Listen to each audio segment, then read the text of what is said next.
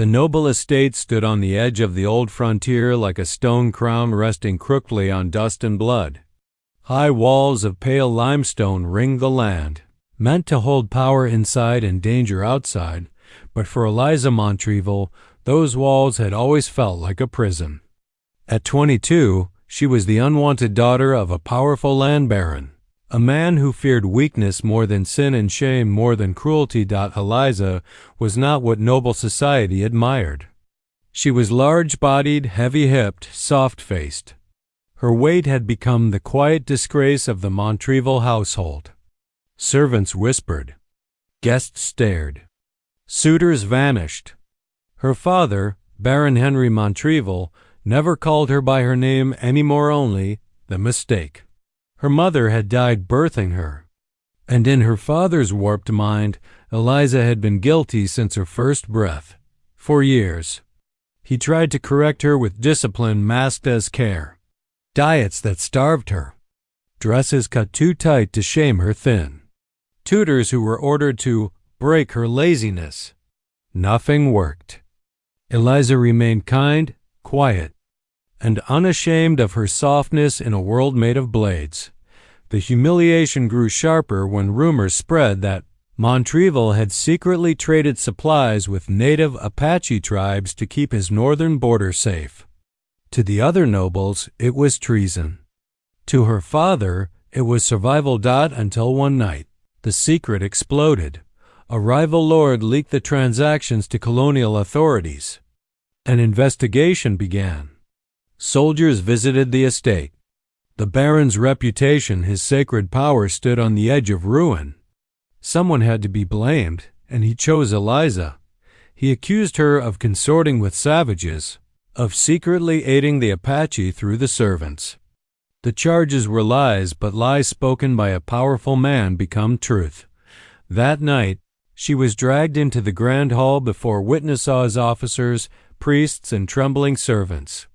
Her father stood above her on the marble steps, face cut from stone.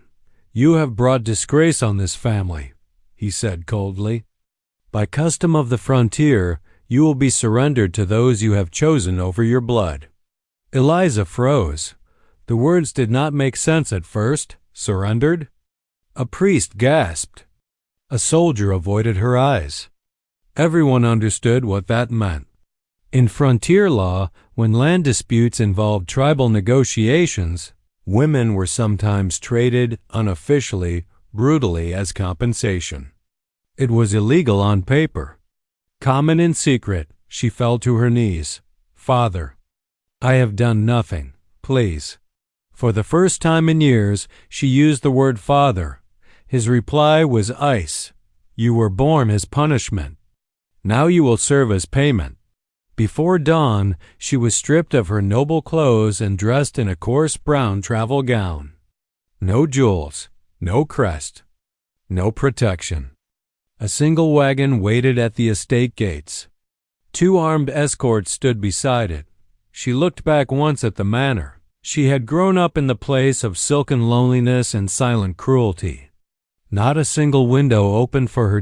As the wagon rolled toward the desert, reality crushed her chest. She did not cry. Shock had sealed her tears like dried wax. By midday, the desert widened like a furnace of gold and dust. The heat clung to her skin. Her body ached. The escort spoke little. One spat when he looked at her. By sunset, Apache riders appeared at the ridge, silent, watching. The escorts halted. From the riders came one man alone. He dismounted slowly. Tall, broad-shouldered, dark braids falling down his back. His eyes were not cruel, not curious, not mocking. Only measuring. The captain of the escort handed him a sealed document. "In the name of Baron Montrevel," the captain said stiffly. "The girl is yours as settlement for border disputes." The Apache man read nothing. He looked only at Eliza. For a terrifying moment, she thought she would faint. Every nightmare she had ever heard about Apache warriors flooded her mind. Chains, abuse, death. Then, unexpectedly, the man turned back to the captain. "She is injured," he said in broken English. Injured?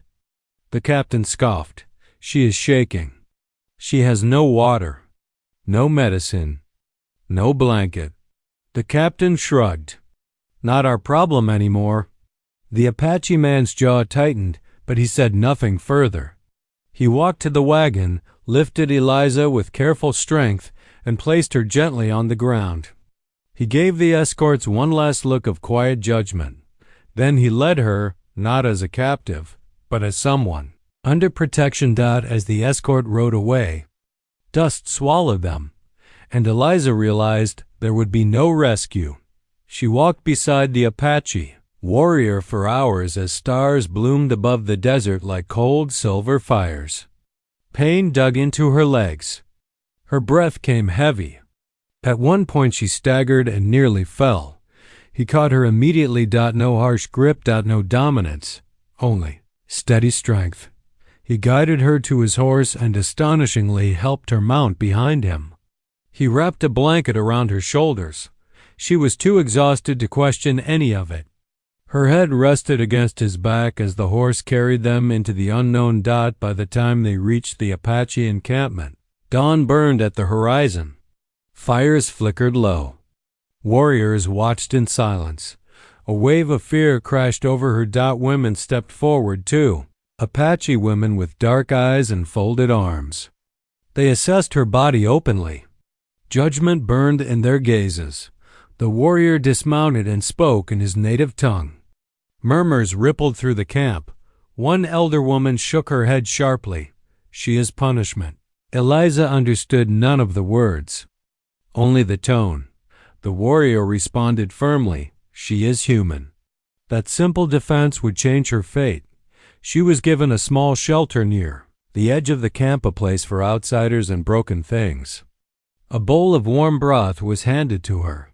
She drank like someone rescued from drowning. That night, curled on a thin bed of woven reeds, she finally cried. Not loud. Not with rage. With the quiet grief of someone who had been abandoned by blood and soul like debt. But somewhere outside her shelter, the Apache warrior sat awake, guarding the entrance like a silent shadow. His name was Dakota, though she would not learn it yet, and he, given a woman as punishment, had already decided she would not be treated as one. Morning came slowly over the Apache encampment, the sun lifting itself from the desert like a burning coin drawn from the earth. Light spilled across the sand, crawling over tents, horses, and cooking fires. Eliza woke with a start, her body stiff from the unfamiliar woven mat beneath her. For a moment, she forgot where she was. Then the sharp scent of smoke, leather, and dust reminded her with merciless clarity. She was no longer a noblewoman. She was a discarded offering. Outside her shelter, voices moved softly in a language she did not understand. Footsteps passed. The camp was fully alive.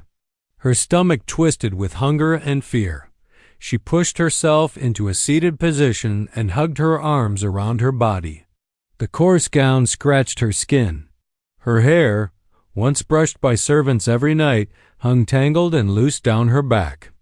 She felt exposed in every possible way: her body, her past, her humiliation.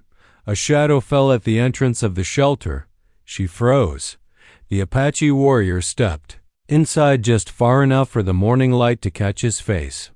For the first time, she truly saw him. His skin was the color of sun-warmed earth. His cheekbones sharp, his mouth calm but firm. No cruelty lived in his eyes, only awareness, like that of a man who had learned vigilance the hard way. He knelt and set a small clay bowl on the ground. Warm steam rose from it. "Eat," he said simply. The word, though rough with accent, was gentle. Eliza hesitated. Every lesson from her past screamed that food offered by enemies carried hidden costs, poison, debts, ownership. Her hand trembled as she reached out. He noticed. He picked up the bowl himself, took a slow sip, then returned it to her. Safe. Only then did she drink. The broth was thin but rich with herbs and meat. Heat spread through her chest, and tears blurred her vision as her starving body accepted the gift. She had not realized how deeply hungry she had been until now.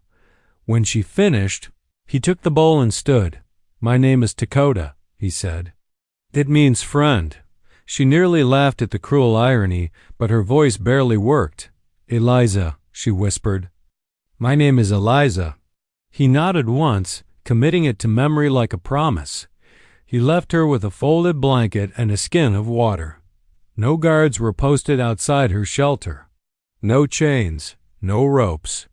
The absence of restraint confused her more than any prison ever could.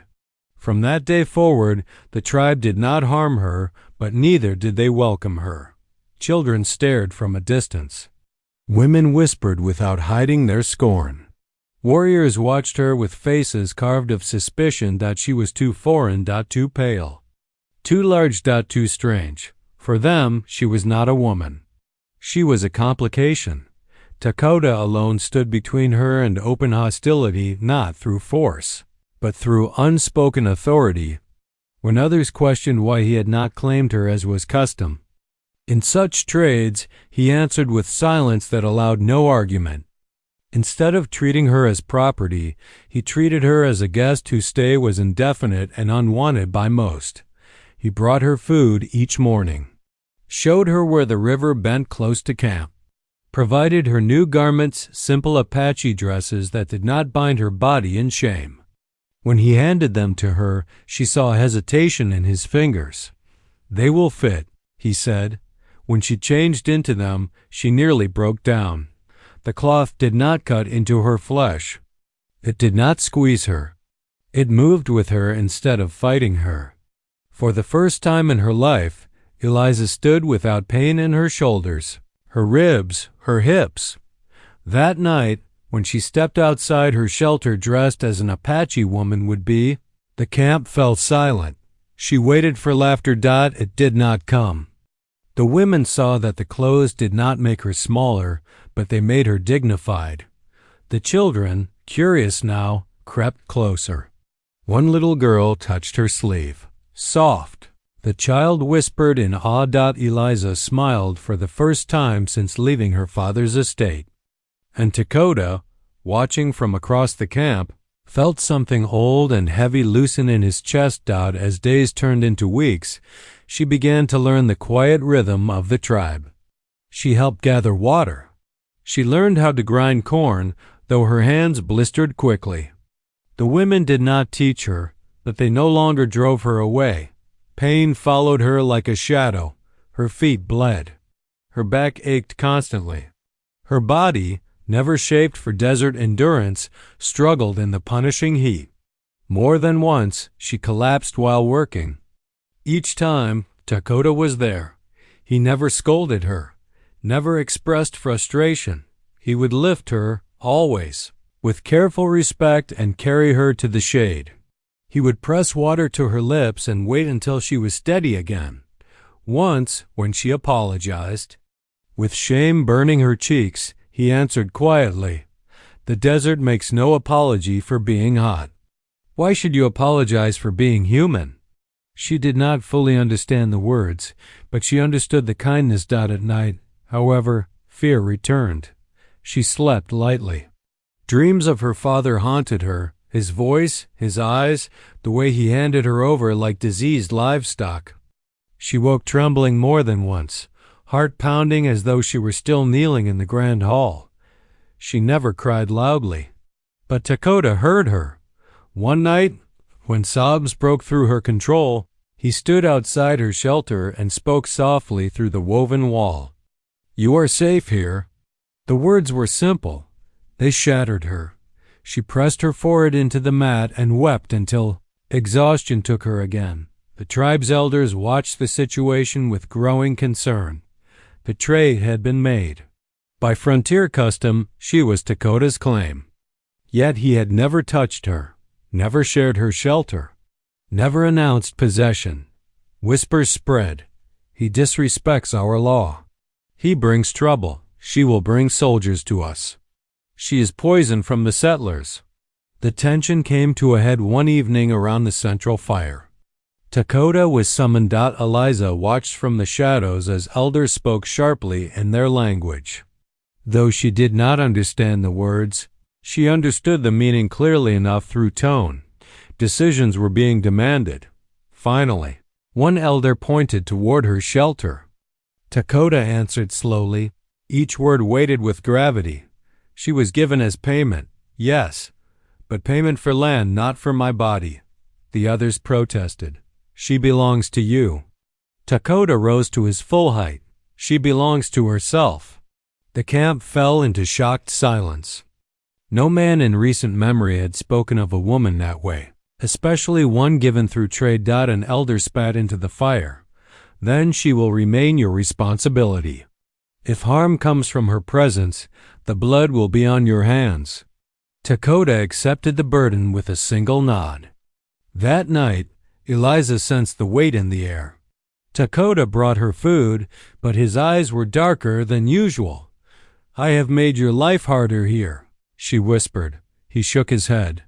No, I chose to make mine harder so yours could be easier.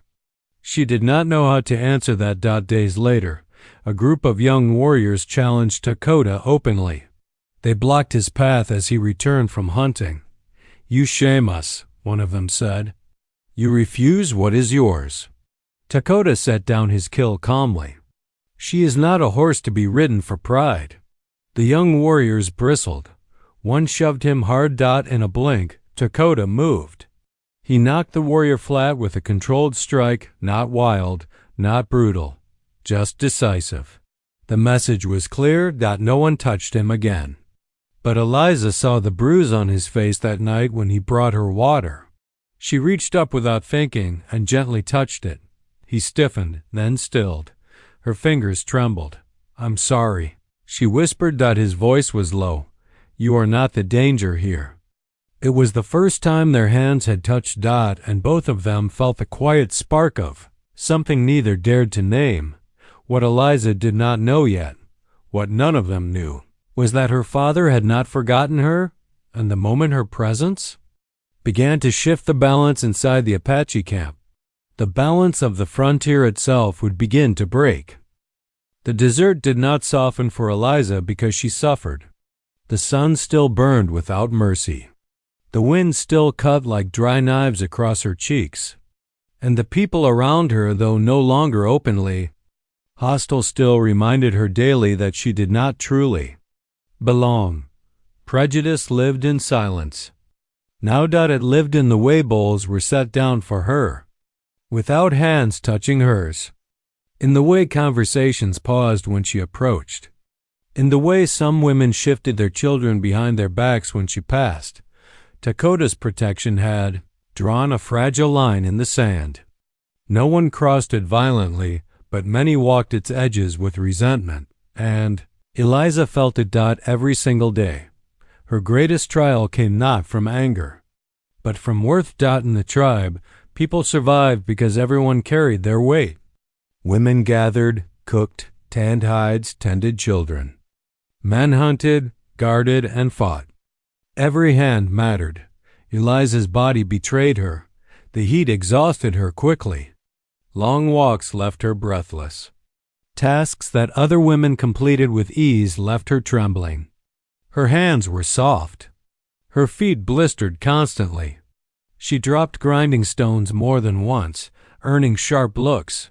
She overheard whispers she was never meant to understand. She is a burden. She eats more than she gives. She will weaken us. The words cut deeper than cruelty ever had at her father's estate, because here, survival was truth, not reputation. That night, she did something she had never done before. She did not cry. She made a decision. Before dawn, Eliza rose quietly and walked down to the river alone. The water was cold against her swollen feet. She knelt and washed her face, watching her reflection ripple and blur. For the first time, she did not see a mistake. She saw a woman who had survived abandonment, exile, and terror and was still breathing. Will not be useless, she whispered to herself. She returned to camp and sought out the oldest woman she had seen, the same elder who had once shaken her head when Eliza arrived. The woman was tough as worn bark and sharp as hawk eyes.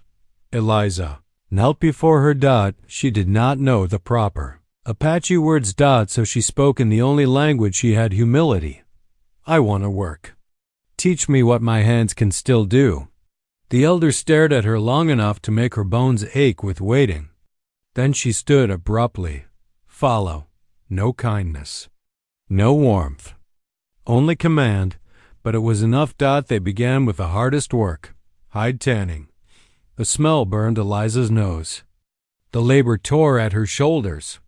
Scraping fat from raw skin required strength and endurance she did not yet have. Her arms shook violently. She vomited behind the work area from the stench and exertion. The women watched with unreadable eyes. She returned the next day. And the next. Her hands cracked. Her back screamed. Her legs trembled beneath her weight. But she did not stop. Dakota watched her struggle in quiet conflict. More than once, he nearly intervened. But he saw something different in her eyes now: resolve instead of fear. One evening, she collapsed while carrying a soaked hide. The women gathered around. Some waited for her to quit.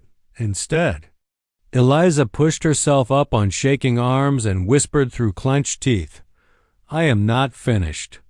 That night, when she returned to her shelter with bloodied palms, Dakota waited with a bowl of cooling salve. Silently, he knelt and spread it across her wounds. This will leave scars, he said. She met his eyes. I already had them. They just didn't show. He had no answer for that. Weeks passed. Her strength changed slowly but unmistakably. Her shoulders hardened. Her steps grew steadier. Her breathing deepened. The desert no longer crushed her as completely as before. The women began to correct her without insults. One showed her how to shift her weight to protect her back. Another taught her to wrap her hands properly. Small gestures. But in a world built on endurance, they were signs of acceptance. For the first time, Eliza felt she was not merely tolerated. She was becoming useful. The true test came during the fire. It began with wind. The desert winds had been restless for days, hot and unpredictable. Dry brush lay brittle across the land. That evening, lightning split the sky without rain. A single strike hit the far edge of the camp. Fire exploded through the grass like a living beast. Shouts rang out. Children screamed. Warriors rushed for water and blankets. The flames roared toward the teams. Shelters with terrifying speed. Eliza froze only for a heartbeat. Then instinct knew and raw took over. She ran. She grabbed water skins. She soaked blankets. She dragged small children toward the river. Smoke burned her lungs. Heat blistered her arms through wet cloth. One shelter collapsed in flame. A child cried from inside. Without thinking, Eliza charged forward and wrapped the burning blanket around her own body. Fire bit through the wet fabric. Pain screamed across her skin as she lunged inside the smoke. She found the child trapped beneath a fallen beam. With strength she had never felt before, she lifted the weight just enough to haul the boy free. Flames licked her back as she stumbled out. Dakota saw her fall. He reached her in seconds. He tore away the smoldering cloth with bare hands, ignoring his own burns. He pressed her to the ground and smothered the flames. When the fire finally died hours later, part of the camp was in ashes, but lives had been saved, including one that mattered to the tribe beyond measure. The boy she rescued was the grandson of the same elder who had once rejected her. That night, Eliza drifted in and out of fever. Pain wrapped her body in waves. Her back and arms burned raw with layered blisters. She whimpered without knowing it. Dakota did not leave her side. The elder came at dawn. She looked down at Eliza's wounds, at the fever, at the exhaustion carved into her face. Then, without ceremony, The elder placed a carved bead necklace around Eliza's neck, a symbol of protection. A symbol of belonging. You pulled my blood from death, the elder said gruffly. Now my blood will stand for you. Eliza wept openly. For the first time, someone had defended her not out of pity, but because she had earned it. Trust changed things. The whispers faded. The stares softened. Children ran to her instead of away. Women spoke to her directly. Her name was spoken without hesitation now, but with acceptance came danger. That same week, Apache scouts returned with troubling news. Settlers were moving again. Armed men. Survey stakes. Whispered contracts signed by a noble with iron authority. Baron Montrevel. Eliza's past was moving toward her present like an unsheathed blade. When Dakota told her, his voice was steady, but his eyes searched her face. It is your father. Her world tilted. Fear struck first, then shame, then something new and dangerous. Anger. He gave me to you as punishment, she said quietly.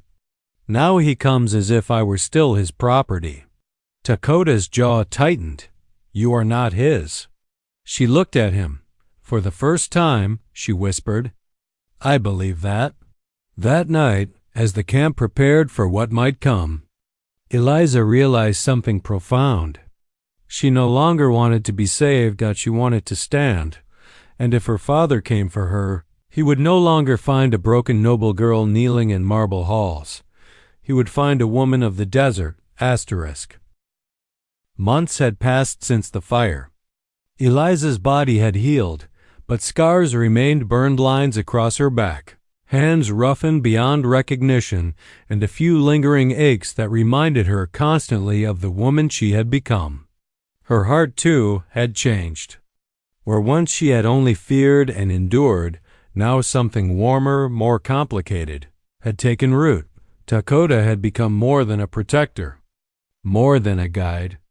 He had become a presence in her life that she could no longer ignore. Small gestures carried weight, an offered hand at the river, a glance that lingered too long, a silence that spoke volumes. Yet their worlds were different, and she often wondered if love between them could ever exist without crushing them both. The first acknowledgement came quietly one evening. The camp had gathered near the river to celebrate a successful hunt. Smoke rose from cooking fires. Children laughed, splashed in shallow water. The scent of roasting meat and herbs filled the air. Eliza had spent the day helping, moving among the people with confidence she had never known at her father's estate. She carried a basket of cornmeal, weaving between the women and children, smiling and laughing without shame. Dakota approached, holding a bundle of fresh herbs for her to grind. He brushed against her hand lightly as he passed it over, and for a moment, neither spoke. You have grown stronger, he said quietly. Eliza looked up, meeting his gaze. I had to. There was no other choice. He nodded, his eyes softening. And yet you grew beyond that. You are more than survival, Eliza. Her heart fluttered at the words. She looked away, embarrassed, but a warmth spread through her chest. For the first time, she felt seen, not as a burden, not as an outsider, but as someone worthy of admiration. Night fell, and the camp quieted. Stars stretched endlessly across the sky. The desert was alive with subtle noises woven through brush, the distant cry of coyotes, the soft breathing of the river. Dakota approached her shelter, carrying a blanket. You will be cold if you sleep outside, he said. Eliza shook her head. I'm fine. He kneeled beside her anyway, draping the blanket over her shoulders. She shivered, not from cold, but from the sudden closeness of his body, the scent of his leather and earth surrounding her. Eliza, he said, voice low, I have never met anyone like you. You move through this world with a strength that challenges me. Her throat tightened. She swallowed hard, struggling for words. I don't know what to say, then say nothing. He reached out, brushing a strand of hair from her face. She did not flinch. Their eyes met, long and unbroken. Somewhere deep inside, a fire ignited, unbidden and unstoppable. It was the first spark of love, a dangerous, exhilarating fire that threatened to consume them both if not tempered with care. The next weeks were a dance of subtle intimacy and cautious distance. They worked side by side hunting, gathering, preparing meals. Dakota taught her how to track animals across the desert, read the signs of water and weather, and survive in ways the noblewoman's tutors had never imagined. Eliza taught him, in her own quiet way, how to see beauty in things that went unnoticed, small gestures, quiet evenings, the softness of life that existed beyond survival. One afternoon, they were alone in a shaded canyon, processing hides. Sweat glistened on their foreheads, dust clung to their clothes. Dakota stopped mid-motion, staring at her. "You have changed," he said.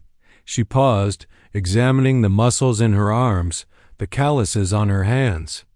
"I had no choice," she admitted.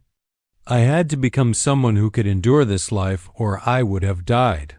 He shook his head. "No, you became someone who can love this life, and perhaps someone I could love as well." The words hung in the air. She looked at him, searching his eyes, and for a long moment the world seemed to hold its breath. Then she stepped closer. He did not move away. Their hands brushed.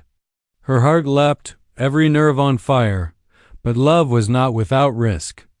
Word of Eliza's survival and her growing bond with Dakota reached the northern settlements faster than either of them anticipated. Her father, Baron Montrevel, had not forgotten the girl he had discarded. Whispers reached the Apache scouts, rumors of a noblewoman living among savages, claiming a man who was not of her world. One morning, a group of mounted men appeared at the edge of the camp. Their leader wore Montrevel's insignia. Their intent was clear: bring her back, dead or alive, and restore the father's honor. The camp erupted. Warriors readied weapons. Children were ushered behind tents. Dakota gathered the adults and spoke sharply in his language, issuing commands with authority that brooked no argument. Eliza, for the first time, felt the weight of two worlds pressing down on her old world of titles, estates, and cruel authority, and her new world of love, survival, and loyalty. She looked at Dakota. His eyes were steady, resolute. "You do not leave," he said. "Not now. Not ever." Her chest tightened, fear and exhilaration mingling. She nodded. "I stay." The confrontation was inevitable. Baron Montrevel rode into camp with his armed men, arrogance blazing like fire in his eyes. "Bring her to me," he shouted. "She is mine. She is my daughter." Dakota stepped forward, placing himself between her and the riders. He did not draw his weapon immediately. He spoke first, low and commanding.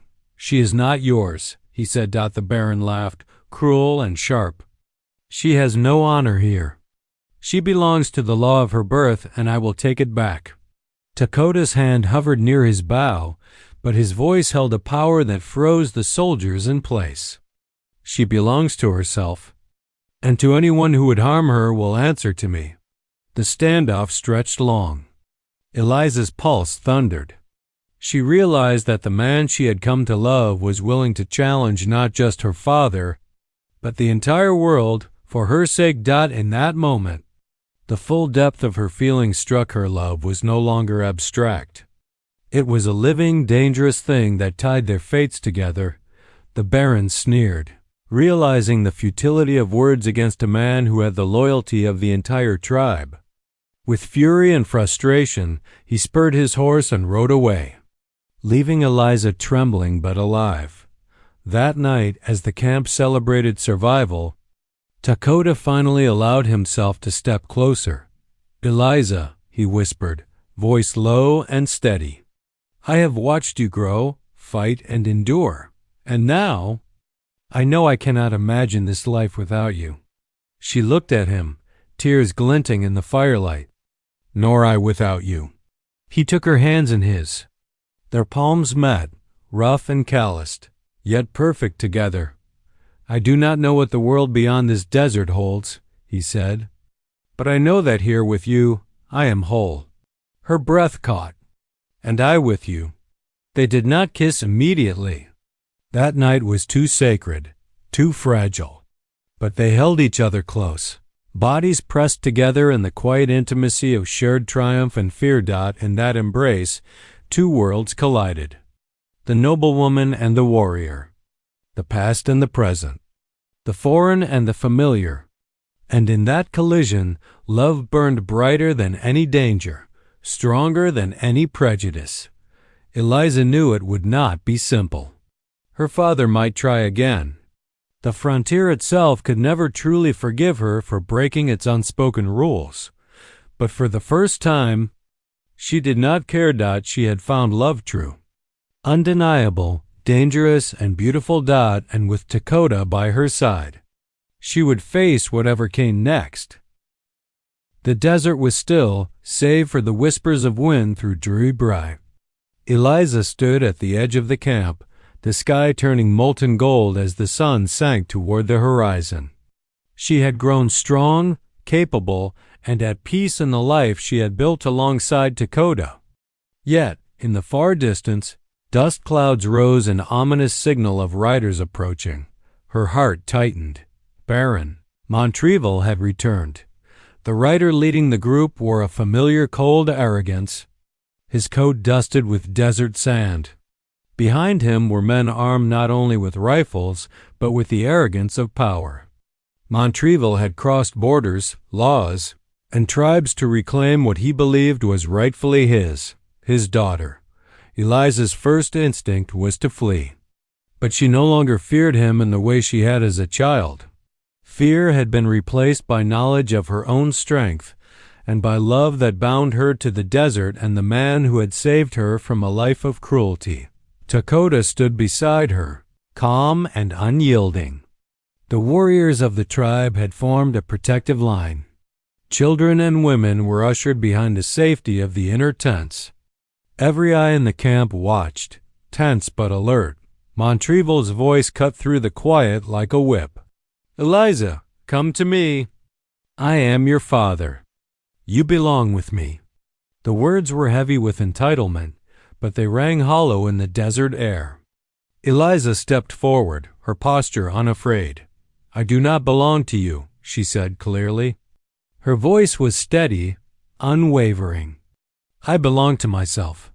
Her father's face twisted with fury. "Insolent child. I gave you life. I built your name. You will kneel before me as you should." Eliza shook her head. "No, you gave me nothing but shame. I am stronger than you ever imagined. I am loved. And I am free." Montrevel's anger surged into action. He spurred his horse forward, aiming to seize her by force. The Apache warriors, silent and swift, moved as one. Dakota stepped forward, his presence commanding the attention of the intruders. "You will not harm her," he said, voice calm but iron strong. Montrevel laughed, a sharp, bitter sound. "Do you threaten me, savage?" "She is mine by law." "By law?" Dakota echoed, stepping closer. "You traded your daughter as if she were property. And now you claim authority? Your law is meaningless here. And in my land, in my camp, your law carries no weight." The tension snapped like the desert wind before a storm. Montrevel's men hesitated, uncertain. The Apache warriors were skilled, disciplined, and fiercely loyal. Dakota's stance was unwavering. The Baron's authority, which had ruled over servants, towns, and nobility alike, faltered in the face of this raw, righteous power. Eliza stepped closer to Dakota, gripping his hand tightly. "I am not afraid of him," she said softly. "Nor should you be," Dakota replied, his gaze fixed on her father. Montrevel's face turned red with fury.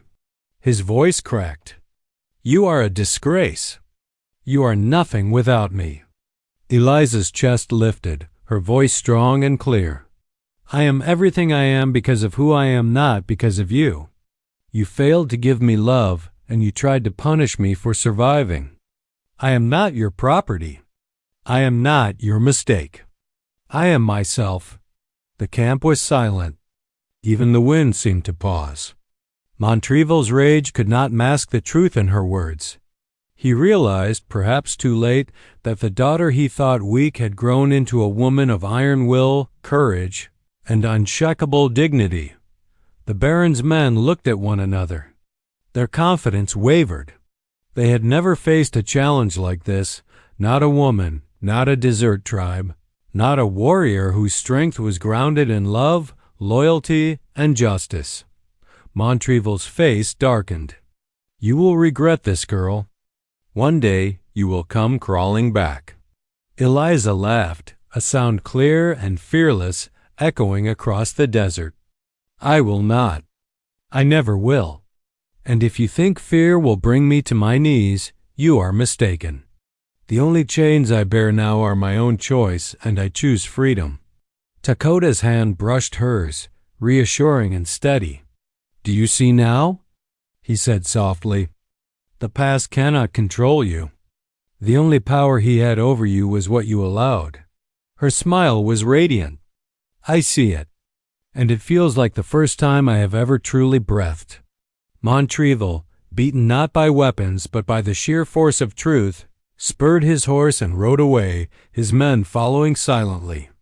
Dust rose behind them, marking their retreat, leaving the desert peaceful once again. Eliza stood in the warm glow of the sunset, Dakota at her side, warriors behind her, the tribe safe. For the first time, the weight of her father's cruelty lifted.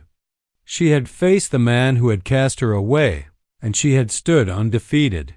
That night, the camp celebrated survival, strength, and life. Fires flickered against the dark sky, children laughed, and music rose into the desert air. Dakota took Eliza's hand, drawing her close.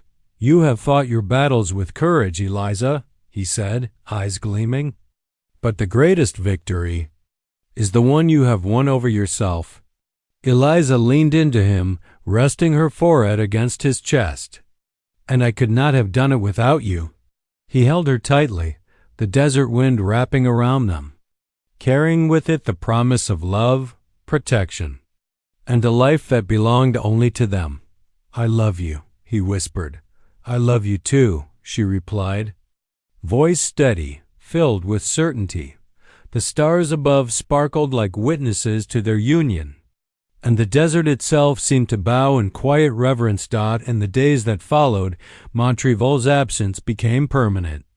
The Baron returned to his estate, stripped of influence over his daughter, humiliated by the knowledge that she had survived, thrived, and chosen a life beyond his control.